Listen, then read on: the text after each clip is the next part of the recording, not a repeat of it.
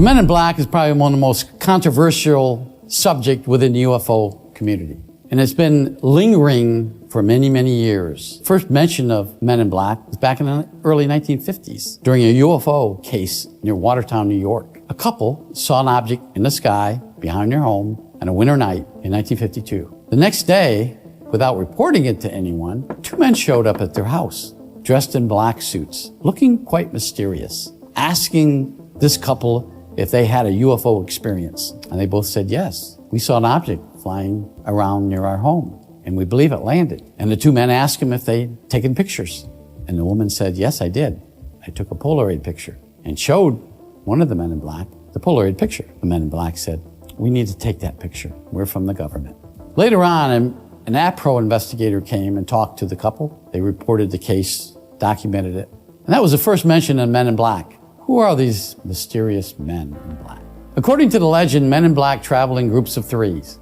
They're often described as slender, strange-looking, almost non-human. They sometimes flash government credentials. On other occasions, they pose as insurance adjusters, utility workers, or a list of other professions. Their questions almost always pertain to UFO sightings, contacts, or some other strange incident related to UFOs or ET contacts. The common denominator is that they invariably appear in an effort to obtain information from the witnesses or somebody who saw the event, the UFO or alien contact, or took pictures of something flying around in the sky.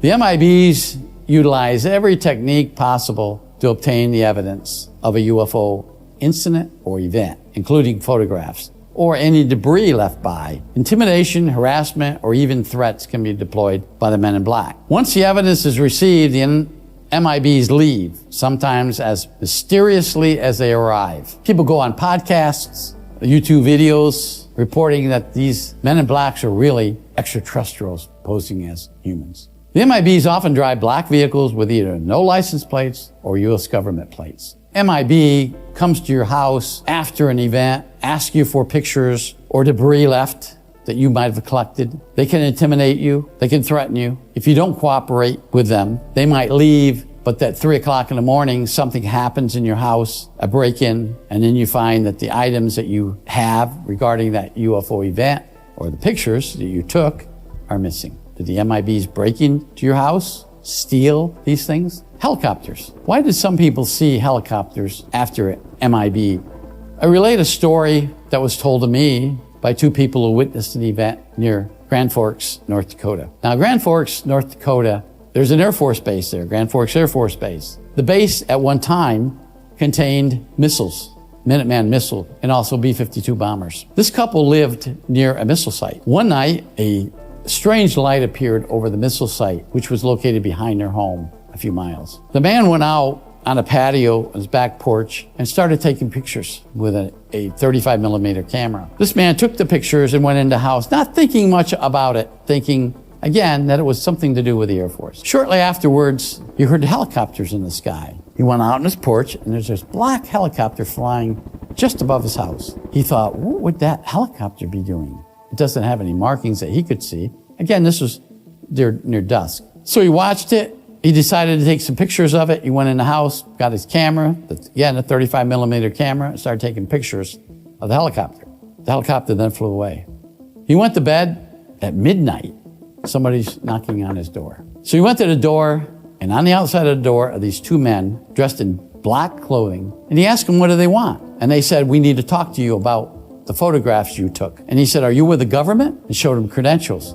He didn't recognize the credentials, although this man wasn't familiar with what a government credential would look like. He let him in, showed him a camera.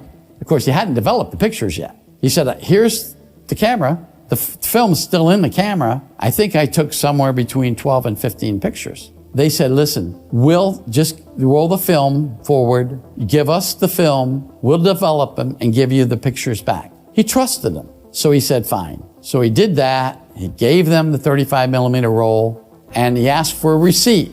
This was strange because they didn't understand what a receipt was. Finally, they caught on to what he was trying to say. They went out to his vehicle, got a paper and wrote down that they took a roll of film from this man and they would bring him back. Well, you guess it, they never seen these Men in Black again. They called the Air Force, they called the FBI, they called everyone within the government they could think of, and they knew nothing of these pictures or this film. The truth of the matter is the MIBs did not create the legend. The MIBs simply took the opportunity of the past legends to fulfill their required mission. As suspected, they really are employed by the United States government, specifically by the United States Air Force. They're members of a rather bizarre unit of the United States Air Force. The MIBs are assigned to a special branch called TANGO, Air Force Special Activities Center, located at Fort Belvoir, Virginia. They're assigned to the 62nd OS-2 Air Intelligence Wing,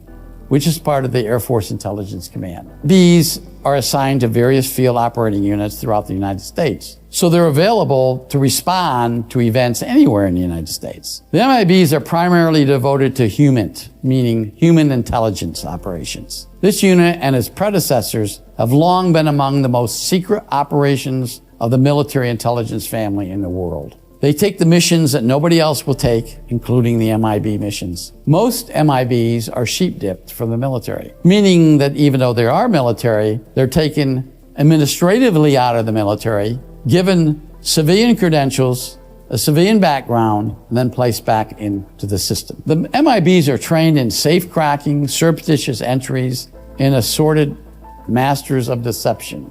Military organizations, discipline, and paperwork were secondary importance to their primary mission. So they don't conform to anything military, although most of them are still within the military. Administratively, they're civilians. Operationally, they're military. They are often assigned to the most dangerous of American covert intelligence operations.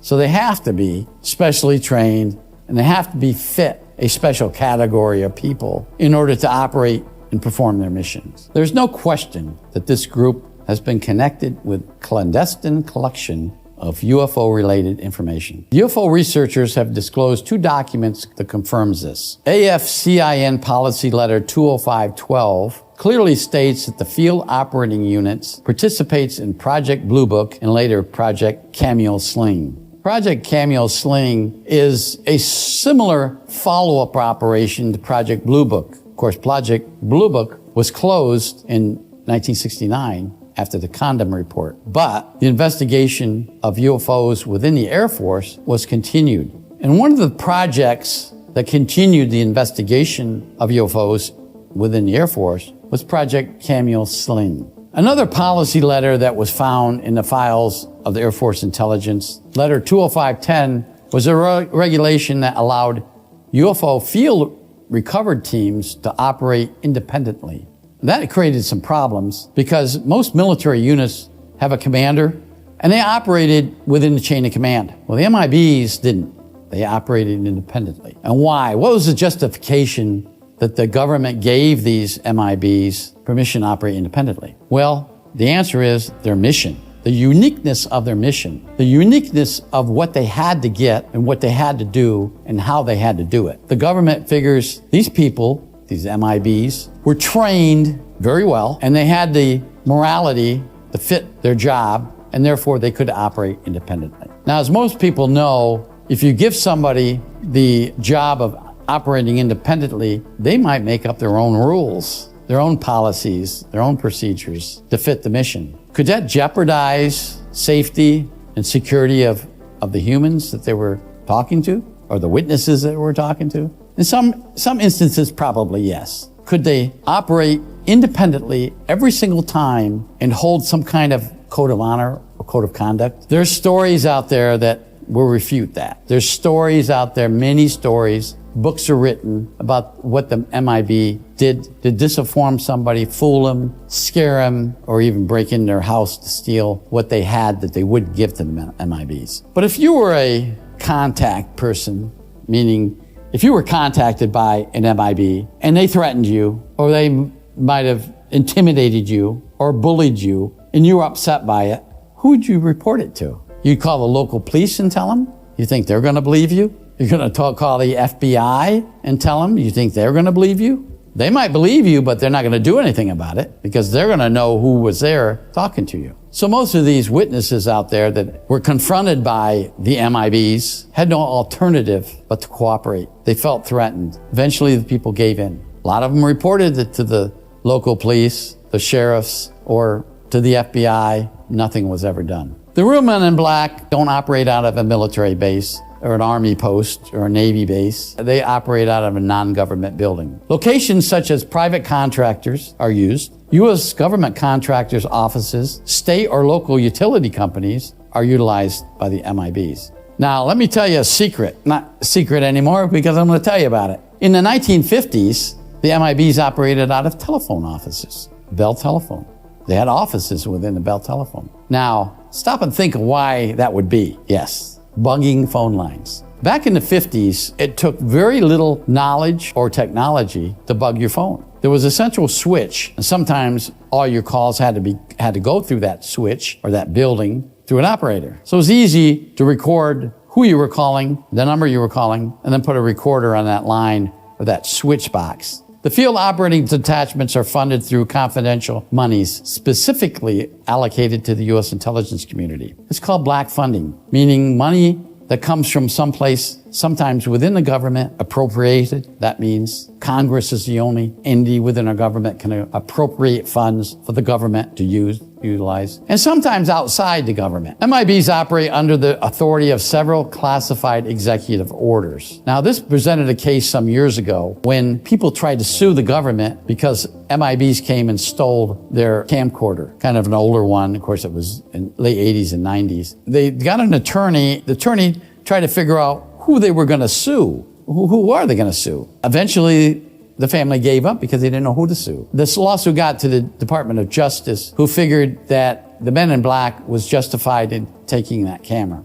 The MIBs do have the authority to obtain covert class clandestine search warrants under federal intelligence surveillance courts. Most warrants are obtained for recovery of classified documents or information. MIBs can obtain assistance from special agents within the Air Force Office of Special Investigations or even the FBI. MIBs operate in total secrecy with or without local government approval. You might have seen an MIB and not really know that you saw it. You might have encountered an MIB without really knowing it. They're experts in concealment. They're experts in clandestine operations. They might even bugged your house without you knowing it. Now, most of the information that's gathered by the MIBs are non-criminal in nature, meaning you're not going to be prosecuted for having something or being a target of their investigation. They want something you have. Once they get it, the investigation's over with.